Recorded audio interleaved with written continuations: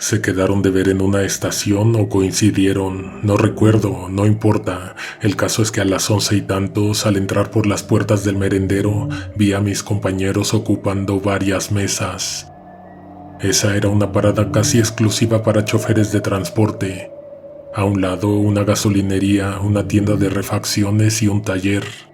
Pero el principal atractivo era el local que servía comida a las 24 horas. Mis colegas traileros reían, gritaban de alegría, levantaban los tarros de cerveza, celebraban con un grupo de mujeres que los acompañaban. Cuando me acerqué a ellos entendí que ninguno se encontraba en condiciones de retomar el camino. Alcoholizados como estaban, lo más seguro es que se quedarían a dormir en los camarotes de sus trailers, pero antes pasarían un buen rato acompañados. Según me enteré después, uno de ellos vio que las mujeres salieron de la oscuridad del paisaje, llegaron caminando a la estación desde la parte trasera, desde donde había un inmenso vacío, un yermo escalofriante. Sorprendido por la voluptuosidad y la belleza de estas muchachas, no se cuestionó nada en lo absoluto. Me pasó por la cabeza sumarme a la convivencia. Había varios lugares vacíos, además de un par de chicas que platicaban entre ellas y que con seductora mirada invitaban a tomar asiento. No quería hacer una pausa prolongada, de hecho, solamente había pasado por ahí a tomar un café y para utilizar el sanitario. Después de saludar a los compañeros, pasé al baño. Cuando salí busqué el lavabo junto a la cocina. Ahí había un niño de unos 12 o 13 años con una canastilla de dulces. El pequeño estaba distraído haciendo tarea en una libreta. Se veía que forzaba la vista para poder escribir, ya que todo el local se encontraba iluminado con luces tenues. Verlo apurado con sus deberes me conmovió. Entonces saqué un par de monedas y las puse sobre el platito de propinas. El sonido hizo que el chico alzara la vista, me miró de pies a cabeza y entonces se levantó. Me dijo que tuviera cuidado con las muchachas que acompañaban a los choferes.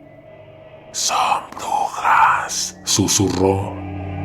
En ese momento busqué con la mirada la mesa donde aquellos se encontraban. Como si se hubiera roto un hechizo, vi a todas las acompañantes de los traileros convertidas en ancianas. Monstruosos rostros con grotescas y malévolas expresiones. Confundido y horrorizado, me acerqué para ver bien. Ellos no parecían notar con claridad lo que tenían ante sus ojos, pero yo sí, y ellas lo supieron desde que me oyeron aproximarme. Uno de todos los choferes súbitamente se levantó de su lugar, golpeó platos y tarros y luego empujó con fuerza a la mesa. Tenía las manos sobre la cara y se tallaba los ojos con desesperación. «No puedo ver nada», gritaba desconsolado. La anciana que lo acompañaba se chupaba los sucios dedos y sonreía. Luego invitó a las demás a levantarse. En fila, todas ellas salieron del comedor y desaparecieron en el estacionamiento.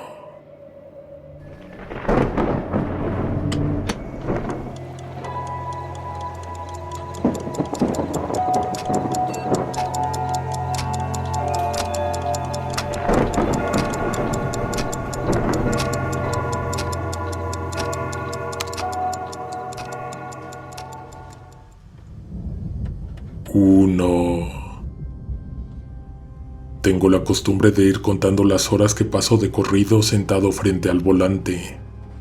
A pesar de los numerosos años de experiencia, soy precavido en todos los sentidos. No me gusta manejar cansado y si me dieran a escoger, preferiría no manejar de noche. El peligro aumenta exponencialmente cuando la pista se oscurece. En fin, hubo una ocasión en que tuve que transportar mercancía desde la capital a Morelia. En mis planes estaba quedarme ahí el fin de semana y buscar a una muchacha con la que me había estado mensajeando. Sin embargo, me salió una chamba urgente. Tenía que volver de inmediato a la Ciudad de México, para lo cual ni siquiera me dio tiempo de tomarme una siesta. No iba cansado, pero de alguna manera venía frustrado. De ida me venía saboreando un descanso, una cita, una buena cena y una velada romántica con una chica que me gustaba bastante. Cuando agarré camino me encontré con una pista poco transitada. A pesar del día de la semana y la hora, se veía vacía y solitaria. Pasaban de las 11 de la noche cuando vi una extraña figura a lo lejos. La oscuridad de aquel tramo no permitía que mis ojos descifraran qué era aquello a lo que rápidamente me estaba aproximando. Generalmente no acostumbro detenerme, sin embargo, eso que alumbraron los faros del tráiler se encontraba ocupando los 2 carriles disponibles para circular. Bajé la velocidad mucho antes de que pudiera alcanzar o impactar lo que había en medio de la carretera. Mientras más me acercaba, me parecía más terrorífico lo que creía ver. Una persona sacudía a un niño que sujetaba de un pie, lo tenía de cabeza colgando a pocos centímetros del pavimento. En ese momento no parecía que le estuviera haciendo daño.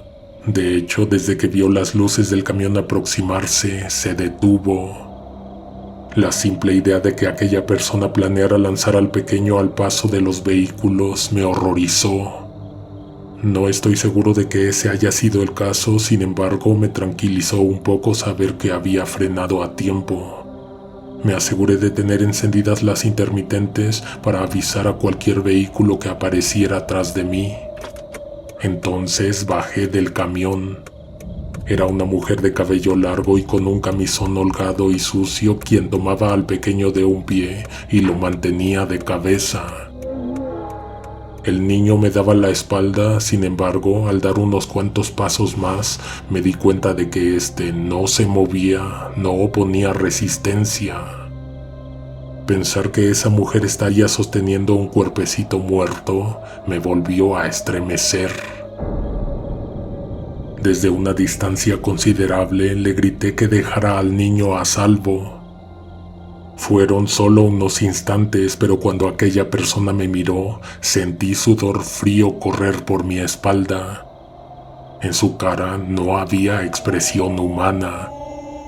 Era una criatura con ojos rasgados, un rostro pálido y unos brazos delgados y demasiado largos. De un momento a otro, dejó caer eso que sostenía con una mano. El cuerpo cayó de cabeza dando un horrendo golpe en el pavimento.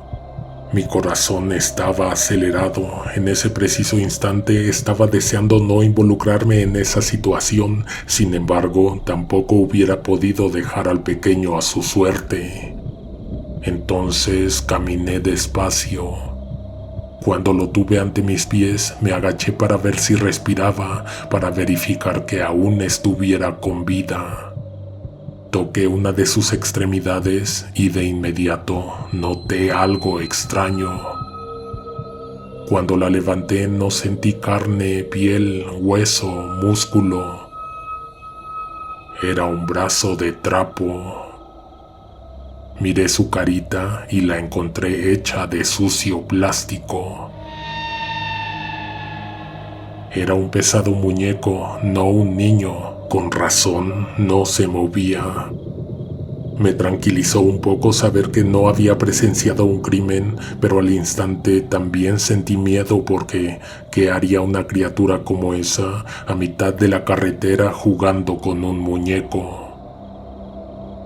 Esperando que esa cosa no saltara a mi encuentro, moví el muñeco un poco hacia la orilla y con rapidez volví a la cabina del camión. Encendí el motor y avancé con prisa y con temor. Antes de abandonar por completo el tramo, eché un vistazo por el espejo lateral. Te puedo jurar que vi el momento en que el muñeco se levantó y se echó a correr hacia la oscuridad de los matorrales crecidos, hacia el lugar donde seguro lo esperaba la espantosa criatura.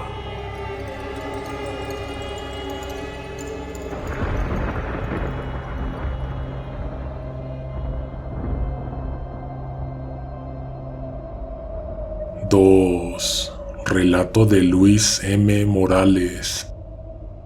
Aprovechando que me tocó llevar un cargamento de material a la ciudad de Puebla, pasé a casa de mi ex esposa para visitar a mi hija y dejarle un dinero. Bendito sea mi trabajo que me permite visitar más seguido a la niña, ya que en mis rutas me queda muy de paso. Esto que te voy a contar sucedió a inicios de este año. Por el asunto de la pandemia, entiendo y me queda muy claro que no iba a poder estar mucho tiempo con la niña. Definitivamente no iba a poder llevarla a ningún lado, ni sacarla de su casa, y mucho menos abrazarla. A lo mucho nos vimos unos 5 minutos antes de que tuviera que despedirme, pero antes de que subiera a la unidad, su madre me alcanzó para entregarme algo que la niña me había hecho. Era una suerte de amuleto. Parecía una galleta de jengibre, un mono con brazos, piernas y cabeza, solo que fabricado con barro o algo parecido y envuelto en papel. Para serte sincero, no me pareció algo bonito o bien hecho, pero me emocionó pensar que la niña lo había fabricado con sus propias manos y además su intención era que yo lo tuviera conmigo para acompañar mis viajes. La siguiente parada después de Puebla era Orizaba y el final del camino estaba en Jalapa. La noche me agarró en la carretera. El objeto que mandó la niña lo coloqué en la perilla de la guantera frente al asiento del copiloto. Recuerdo que a pesar de que iba bien descansado, en un momento empecé a sentir los ojos secos, luego no podía dejar de parpadear, como cuando da muchísimo sueño. Sentí la urgente necesidad de buscar en la orilla del camino una parada, una estación de servicio o una gasolinera donde pudiera, si no tomarme un café, de menos echarme agua en la cara y en el peor de los casos una siesta. Antes de ver en el horizonte el anuncio de la estación, miré hacia la guantera y vi que el amuleto estaba levantado en el aire. Parecía como si una mano invisible lo estuviera sosteniendo para examinarlo. Lo primero que hice fue llevarme las manos a los ojos y tallarlos brevemente. En un inicio me pareció que se trataba de una alucinación, sin embargo, al echar un segundo vistazo, me encontré con que ese objeto seguía flotando a unos centímetros de la guantera. Estiré cuidadosamente el brazo para tocarlo, para buscar si no era un hilo delgado lo que lo sostenía en el aire. Al poner mi mano en ese sitio, sentí mucho frío, tanto como se siente dentro de las cámaras frigoríficas. Sin querer asumir que estaba ocurriéndome un hecho inexplicable y paranormal, volví la vista al frente y toda mi atención en la parada que se aproximaba. De verdad que al bajar olvidé lo que había visto frente al asiento del copiloto. Me tomé completo un jarro lleno de café de olla y luego me fumé un cigarro. Mientras respiraba el aire fresco del despoblado, me examiné para saber si aún tenía sueño. Después de aquella breve pausa me pareció que estaba listo para volver al volante. Entonces miré hacia la cabina. Ahí me pareció ver a una persona. No era mi imaginación, definitivamente había alguien en el otro asiento. Una persona que en sus manos tenía el recuerdo que había mandado la niña. Antes de abordar sentí miedo y la necesidad de hacer una llamada.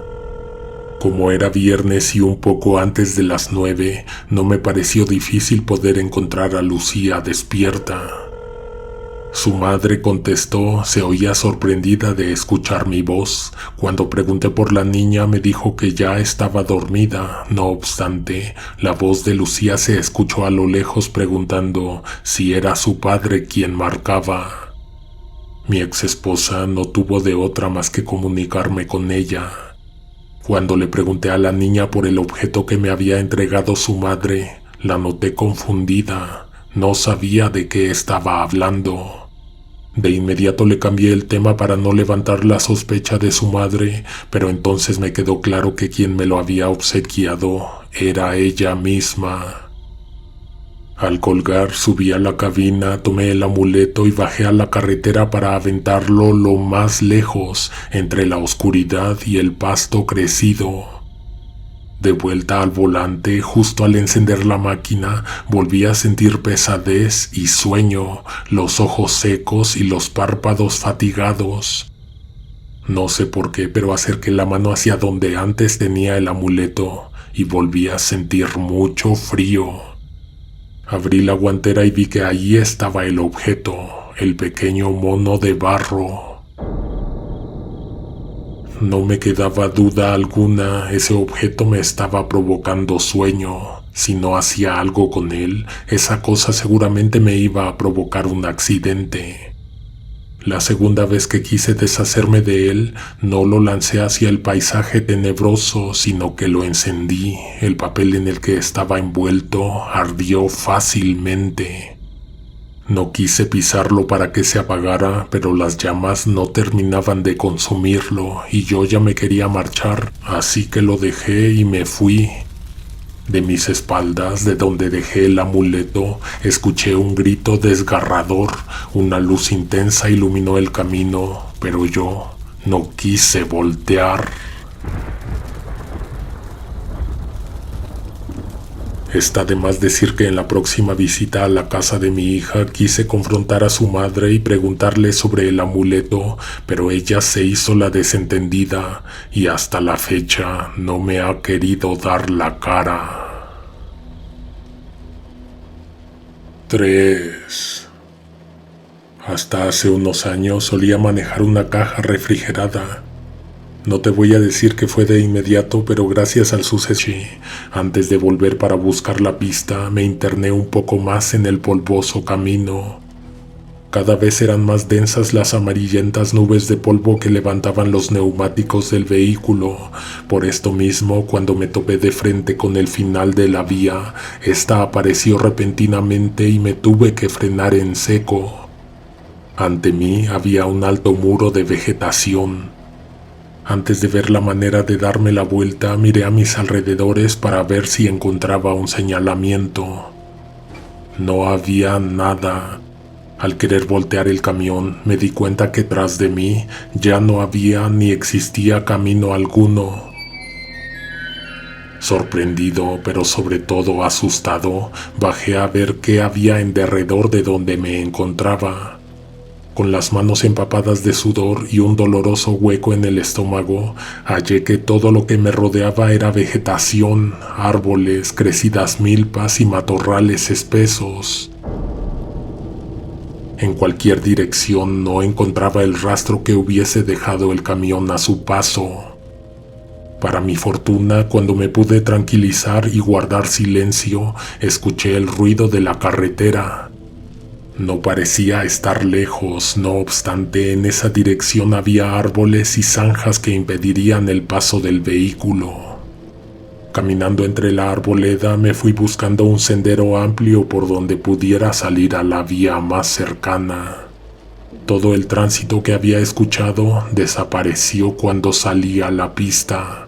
Esta estaba vacía y se veía distinta a cualquier carretera conocida. Más bien, parecía una pista de aterrizaje de aviones. No era lo ideal, pero al menos no estaba perdido en medio de la nada. A lo lejos vi una cabina iluminada con lámparas, además de que al final de la pista había luces. Aunque yo estaba seguro de que no había pasado ni una hora, de pronto me sorprendió ver el cielo iluminado. Voy a reconocer que la claridad del cielo lucía un tanto artificial, sin embargo, no fue eso lo que acaparó mi atención. Regresar al vehículo y salir de ahí era mi prioridad. La pista poco a poco comenzó a iluminarse y entonces escuché una alarma. Casi de inmediato un par de soldados me interceptaron y con violencia y a la fuerza me llevaron a un pequeño cuartel. Me interrogaron duramente sobre cómo había entrado a la reserva militar, cómo la había encontrado. Aquel lugar era enorme, tenía instalaciones subterráneas y varios edificios ocultos. En demasiadas ocasiones les dije que no tenía ni idea de cómo yo mismo me había conducido hasta ese sitio. Sin embargo, no podía lograr que me creyeran. Algo me hizo pensar que tendría problemas para salir de ahí. Inadvertidamente una alarma se encendió y al instante un ruido ensordecedor se apoderó del cuartel. El estruendo era muy parecido al de una turbina, sin embargo, este ruido venía de lo alto. Imagino que tenían que ocuparse de algo más, pues me liberaron del interrogatorio y me llevaron al exterior, donde increíblemente volvió a ser de noche.